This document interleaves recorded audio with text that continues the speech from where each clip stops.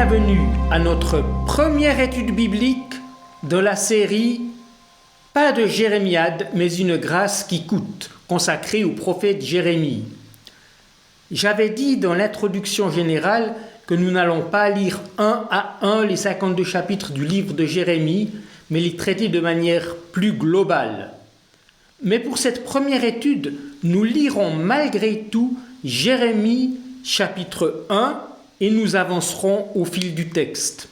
En effet, ce chapitre initial a vraiment été conçu comme une porte d'entrée de tout le livre. Il donne le ton de tout ce qui va suivre et résume à l'avance l'essentiel du ministère et du message de Jérémie. J'intitule cette étude « Un gamin tout sauf insouciant » et vous allez bientôt voir pourquoi. Nous commencerons par la lecture de la première moitié de ce chapitre. Jérémie 1, nous lisons les versets 1 à 10 dans la Bible du Semeur. Ce livre contient les paroles de Jérémie, fils de Hilkiah, l'un des prêtres, qui habitait à Anathoth dans le territoire de Benjamin. L'Éternel lui a parlé dans la 13e année du règne de Josias, fils d'Amon et roi de Juda, et sous le règne de Jehoiakim, fils de Josias, roi de Juda, et jusqu'à la fin de la 11e année du règne de Sédécias, fils de Josias, roi de Juda, jusqu'à la déportation des habitants de Jérusalem au 5e mois. L'Éternel m'adressa la parole en ces termes. « Avant de t'avoir formé dans le sein de ta mère, je t'ai choisi, et avant ta naissance, je t'ai consacré, je t'ai destiné à être prophète pour les peuples. » Je répondis, « Hélas, Seigneur éternel, je ne sais pas m'exprimer, car je suis un adolescent. » Mais l'Éternel me répondit, « Ne dis pas, je suis un adolescent. Tu iras trouver tous ceux auprès de qui je t'enverrai, et tu leur diras tout ce que je t'ordonnerai. N'aie pas peur de ces gens, car je suis avec toi pour te délivrer. L'Éternel le déclare. » Alors l'Éternel tendit la main, il me toucha la bouche, et il me dit, « Tu vois, je mets mes paroles dans ta bouche. Sache que je te confie aujourd'hui une mission envers les peuples et les royaumes, celle d'arracher et de renverser, de ruiner et de détruire, de construire et de planter. » Vous voyez pourquoi j'ai parlé d'un gamin dans le titre de cette étude, un gamin tout sauf insouciant. C'est à cause de la jeunesse de Jérémie lors de sa vocation et de sa réponse « Je suis un adolescent ». Comme sous-titre pour le premier point de cette étude le plus développé, je propose donc un gamin prédestiné. Jérémie était issu d'une famille de prêtres et habitait à Anathoth, selon le verset 1. Anathoth était une ville lévitique, c'est-à-dire une ville attribuée à la tribu de Lévi, tribu qui n'avait pas de territoire propre, mais des villes dispersées dans tout Israël, ici dans le territoire de Benjamin, comme c'est précisé dans le texte. Anathoth était situé à 4 ou 5 kilomètres au nord-est de Jérusalem. Mais ce qui est intéressant, c'est quel genre de prêtres habitaient à Anathoth. C'étaient des prêtres déchus. C'étaient des descendants d'Élie. Élie contre lequel le Seigneur avait annoncé un jugement. Ses descendants ne pourraient plus exercer le ministère principal du prêtre, qui était d'offrir les sacrifices au sanctuaire central. Ce jugement contre Élie et ses descendants se trouve dans le premier livre de Samuel, au chapitre 2, versets 27 à 36. Le jugement s'est concrétisé au début du règne de Salomon. Abiatar, descendant d'Élie, a été assigné à résidence à Anathoth, dans le premier livre des rois, chapitre 2, versets 26 et 27. Et il a été interdit de ministère au temple de Jérusalem. Jérémie était probablement un descendant de cette famille-là. Il gardait le titre de prêtre parce qu'ils étaient descendants d'Aaron, le frère de Moïse, mais il ne jouait aucun rôle au temple de Jérusalem, qui était pourtant tout proche, à 1 heure de marche. On aurait pu dire que Jérémie venait d'une famille maudite. Mais Dieu ne l'a pas enfermé dans ce rôle de descendant d'Élie. Dieu avait un projet pour lui. Dieu lui a adressé une vocation. Jérémie lui-même raconte comment lui est venue cette vocation. Mais auparavant, le texte précise en 3e personne, « L'Éternel lui a parlé la 13e année du règne de Josias, c'est-à-dire en 627 avant Jésus-Christ, alors que le jeune roi Josias avait commencé de lutter contre l'idolâtrie, mais ce n'est que 5 ans après qu'on a trouvé le rouleau de la loi de Dieu dans le temple. Jérémie était très jeune à ce moment-là. Il raconte « L'Éternel m'adressa la parole en ces termes. Avant de t'avoir formé dans le sein de ta mère, je t'ai choisi, et avant ta naissance, je t'ai consacré. Je t'ai destiné à être prophète pour les peuples. » Ça alors, nous savons que Dieu nous connaît dès avant notre naissance, mais là, il lui a déjà assigné son ministère avant sa naissance et il le lui communique comme s'il n'avait pas le choix. Un autre, et là dans le Nouveau Testament, a reconnu avoir été consacré dès avant sa naissance et Dieu le lui a fait connaître à l'âge adulte par une expérience forte contre laquelle il ne pouvait pas résister. Il s'agit, vous devinez bien qui, il s'agit de l'apôtre Paul. « Mais Dieu m'avait mis à part dès avant ma naissance », c'est ce qu'il dit dans Galates chapitre 1 verset 15. Paul fait d'ailleurs plusieurs fois de petites allusions à Jérémie et justement quand il parle de sa propre vie et de son ministère. La vocation, ce n'est pas toujours « j'ai envie de ». La vocation, cela peut être un appel impérieux face auquel on se dit « mais qu'est-ce qui me tombe dessus ?» Ça a été le cas pour Jérémie. Un autre point commun entre Jérémie et Paul, c'est que leur vocation les a sortis du cadre exclusif de leur peuple pour ouvrir leurs yeux sur les autres peuples. « Je t'ai destiné à être prophète pour les peuples » au verset 5. Paul a exercé son ministère directement parmi les peuples non juifs. Pour Jérémie, ça a été un peu différent, comme nous le verrons.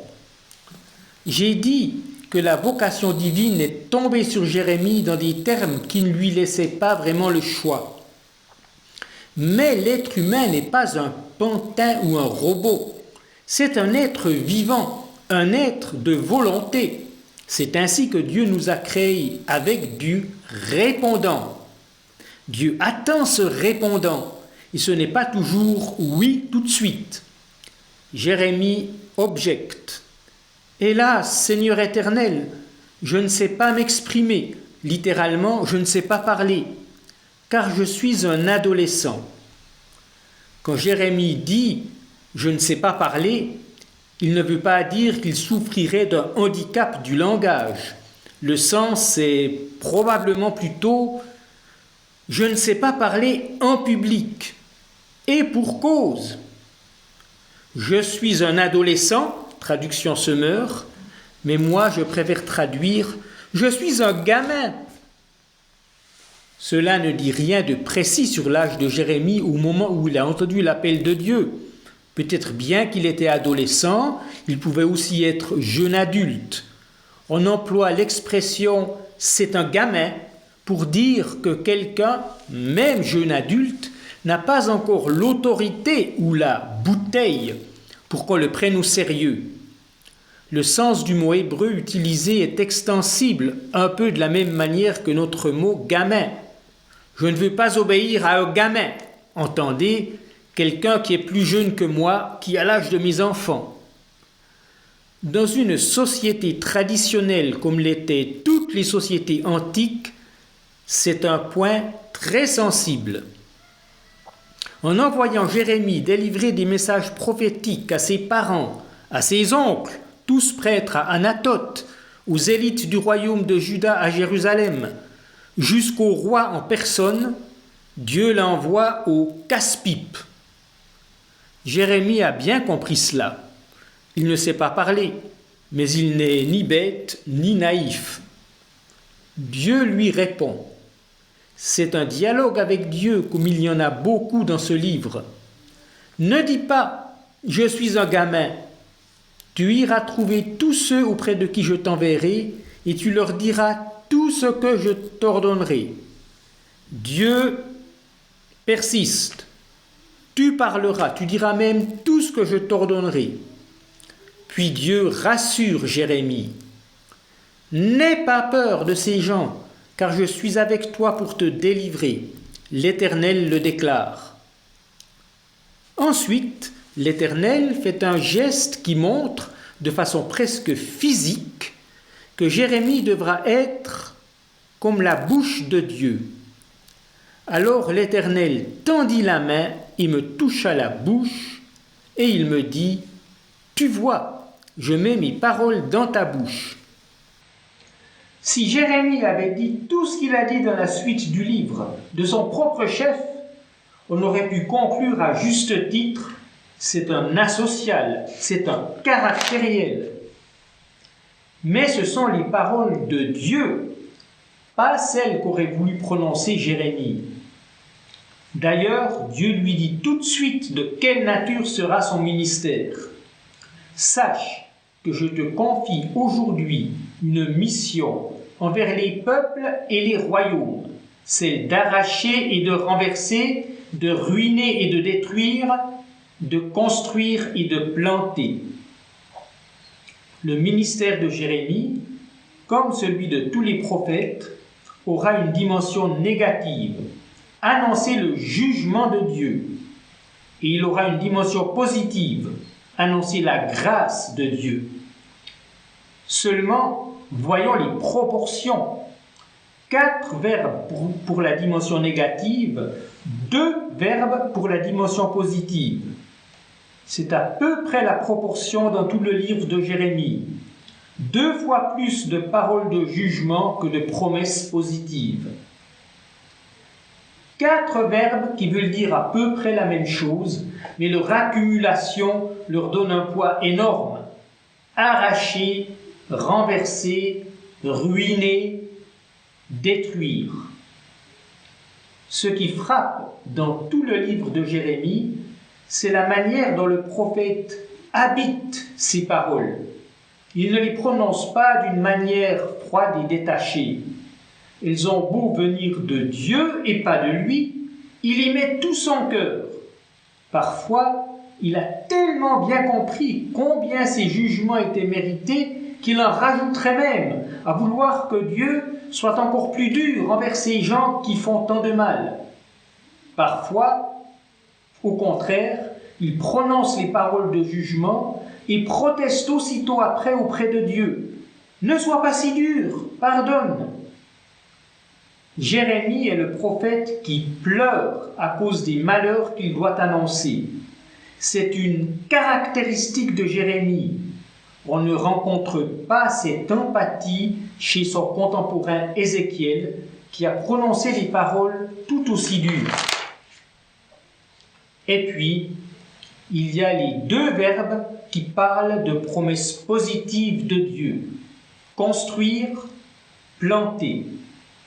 Les promesses positives pour l'avenir ne manquent pas de Jérémie. Dans le Nouveau Testament, l'apôtre Paul, qui s'est beaucoup inspiré de Jérémie, a fait de ces 2 verbes des images parlantes du ministère que Dieu lui avait confié. Il dit dans sa première lettre aux Corinthiens, chapitre 3, au verset 9, « Car nous travaillons ensemble au service de Dieu, et vous, vous êtes le champ qui cultive, ou encore, vous êtes l'édifice qu'il construit. » Et Paul développe cette double image sur plusieurs versets. C'est la culture comme d'une terre et la construction comme d'un bâtiment de l'Église faite de personnes de toutes les nations. Là, les personnes ne sont pas des pierres littérales, mais des pierres vivantes. Un peuple qui se construit. Car c'est bien des différents peuples de la terre qu'il s'agit. Sache que je te confie aujourd'hui, dit Dieu à Jérémie, une mission envers les peuples et les royaumes, celle d'arracher et de renverser, etc. Jérémie contient beaucoup de passages qui ne concernent pas seulement Israël, le peuple de Dieu, mais les autres peuples aussi, dans les paroles de jugement, mais aussi dans les promesses de salut. Dans la suite du chapitre 1, il y a plusieurs révélations et paroles de Dieu données à Jérémie, peut-être à des moments différents de sa vie, car l'ordre dans ce livre n'est pas chronologique. Placées où elles sont, juste après la vocation du prophète, elles donnent le ton de l'ensemble du livre. Nous en parlerons brièvement avant de conclure cette étude. Nous lisons tout d'abord le récit de deux visions. Comme beaucoup d'autres prophètes, Jérémie a reçu des visions de la part de Dieu. Elles sont comme des illustrations, des leçons de choses. Nous lisons donc les versets 11 à 16 de ce chapitre 1. L'Éternel m'adressa encore la parole en ces termes. « Que vois-tu, Jérémie » Je répondis, « Je vois une branche d'amandier. » « Bien vu, me dit l'Éternel. Eh bien, je veille sur ma parole pour accomplir ce que j'ai dit. » Puis l'Éternel m'adressa une seconde fois la parole. « Que vois-tu encore » Et je répondis, « Je vois un chaudron en train de bouillir et qui se trouve au nord. » Et l'Éternel me dit, c'est en effet du nord que le malheur viendra se déverser sur tous les habitants de ce pays. Car je vais appeler tous les peuples des royaumes du nord. L'Éternel le déclare. Ils viendront et chacun installera son trône devant les portes de Jérusalem, face à tous ses remparts et à tous ceux des villes de Juda. Et je rendrai mon jugement contre les habitants de ce pays pour tout le mal qu'ils ont commis, parce qu'ils m'ont abandonné, qu'ils offrent de l'encens à d'autres dieux et se prosternent devant les dieux qu'ils se sont fabriqués. Et j'intitule ce nouveau point sur ces deux visions, le malheur et le mal. La première vision combine le visuel et l'auditif. Une image visuelle, une branche d'amandier. Et pour comprendre pourquoi cette image, en fait, il y a un jeu de mots. En hébreu, le mot amandier et le verbe veiller, surtout celui qui veille, c'est une des formes du verbe veiller, ça sonne la même chose. C'est une sorte de rébus. Dans un rébus en hébreu, on pourrait dessiner un amandier pour parler d'un veilleur. Le veilleur, c'est Dieu. Je veille sur ma parole pour accomplir ce que j'ai dit. Verset 12. On dit parfois que la parole de Dieu est efficace par elle-même, que c'est une action et pas seulement des mots. Et c'est vrai que Dieu peut parler et produire ainsi une action immédiate. Mais attention de ne pas tomber dans la pensée magique, surtout en appliquant l'idée à nous les humains. Ce n'est pas vrai que tous les mots que nous prononçons sont automatiquement suivis d'effets. Pour Dieu non plus d'ailleurs. Il peut vouloir l'effet immédiat et il peut vouloir aussi que ça prenne le temps qu'il faut en continuant d'agir. La parole exprime une intention. La plupart du temps, pour qu'une intention soit suivie d'effets, il faut persévérer dans sa mise en œuvre. en passant par plusieurs étapes. Si on ne fait rien après avoir parlé, rien ne se passe. Dieu lui-même choisit souvent cette méthode. Il décide de veiller sur sa parole pendant un certain temps qui peut être long à vue humaine. Et justement, parce que les paroles de Dieu prononcées par Jérémie ont mis du temps à s'accomplir, ses auditeurs ne les prenaient pas au sérieux, ils n'y croyaient pas. Jérémie lui-même avait besoin de cette vision et de cette parole, de ce rébut, pour être assuré que, même si ça prenait beaucoup de temps, tout ce que Dieu lui communiquait s'accomplirait. Et les paroles que Dieu a communiquées à Jérémie ont été majoritairement des prophéties de malheur. D'où cette seconde vision. Je vois un chaudron en train de bouillir et qui se trouve au nord. On a retrouvé dans des fouilles au Proche-Orient de ces chaudrons munis d'un dispositif de tirage, une arrivée d'air pour attiser le feu. On peut comprendre cette vision de cette façon. Un chaudron dont le tirage a été orienté direction nord. C'est l'image d'un désastre qui vient du nord, une invasion ennemie. Pourquoi le nord? Le nord, eh bien, c'est parce que c'est par là qu'arrivaient les envahisseurs dans ce pays appelé diversement Canaan, Israël, Palestine. Pour des raisons géographiques, il n'était pas aisé pour une armée de passer le Jourdain directement à l'est, à Jéricho. Josué l'a fait, mais ce n'était pas une stratégie courante.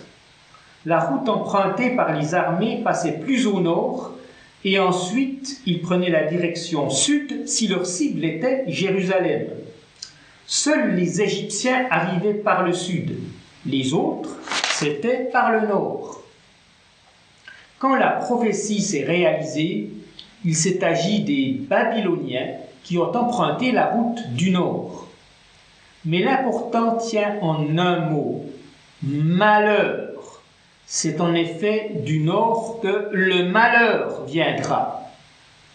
En hébreu, il y a un jeu de mots. Dans cette langue, on emploie exactement le même mot pour le malheur et le mal, ou disons pour le mal subi, le malheur, et le mal commis, le mal dont on est soi-même acteur, faire le mal.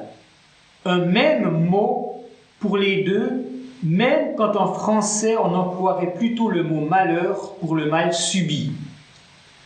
Il s'agit d'un malheur annoncé. Jérémie a été un prophète de malheur. Mais ce malheur n'est pas sans raison. 2 versets plus loin, on a le jeu de mots. Dieu dit « Et je rendrai mon jugement contre les habitants de ce pays pour tout le mal qu'ils ont commis. » Le malheur à cause du mal commis. Ce mal que les humains commettent, ce sera le sujet de notre prochaine étude. Mais auparavant, concluons avec une dernière parole adressée à Jérémie dans ce chapitre inaugural. Nous lisons maintenant les versets 17 à 19. « Toi donc, tu mettras ta ceinture et tu te lèveras, tu leur diras tout ce que je t'ordonnerai. Ne te laisse pas terrifier par eux, sinon c'est moi qui, devant eux, m'en vais te terrifier. Et moi, dès aujourd'hui, je fais de toi comme une ville fortifiée, comme un pilier de fer et un rempart de bronze face à tout le pays, face au roi de Juda, à ses ministres, à ses prêtres et à son peuple. Ils te feront la guerre, mais ils ne l'emporteront pas sur toi, car je suis avec toi. L'Éternel le déclare, je te délivrerai. » Il s'agit d'une reprise de paroles que Dieu avait prononcées quand il a donné vocation à Jérémie au début du chapitre, avec un certain développement. Ces redites sont nécessaires. J'intitule ce dernier point « Un gamin qui se fait du souci ». Et il a de quoi s'en faire. Lui, seul, pauvre gamin, jeune homme, pas encore sec derrière les oreilles, face à tous les pouvoirs bien établis de son peuple. Dieu lui répète « N'aie pas peur » qu'il avait dit au verset 8, avec un synonyme « Ne te laisse pas terrifier par eux ». Mais, cela peut nous choquer, c'est assorti d'une menace. « Sinon c'est moi qui, devant eux, m'en vais te terrifier ». En fait, le jeune Jérémie doit s'aguerrir, c'est le cas de le dire, car les autres lui feront la guerre. Dieu lui fait 2 promesses. La première peut se résumer comme ça, je vais moi-même t'aguerrir. Il emploie les images du pilier de fer et du rempart de bronze, au verset 18. Seconde promesse, Dieu lui dit, je te donnerai le dessus. Je te délivrerai, au verset 19. Dieu promet qu'au bout du compte, Jérémie s'en tirera. Ce sont ses persécuteurs qui vont mal finir. Mais la délivrance ne sera pas immédiate à tous les coups. Jérémie va subir beaucoup de souffrances. La promesse, c'est qu'il recevra la force de les traverser au jour le jour. Pour nous aussi, si nous sommes engagés dans la mission de Dieu, si nous mettons tout notre cœur à construire, à planter, pour mettre l'accent sur les termes positifs, nous aurons des retours de bâton. Mais le livre de Jérémie, pas le plus facile à lire, j'en conviens, est là pour nous fortifier et nous encourager. Mais la question reste, pourquoi tant de messages négatifs dans ce livre? Pourquoi tant de sévérité? Nous tenterons d'y répondre dans la prochaine étude.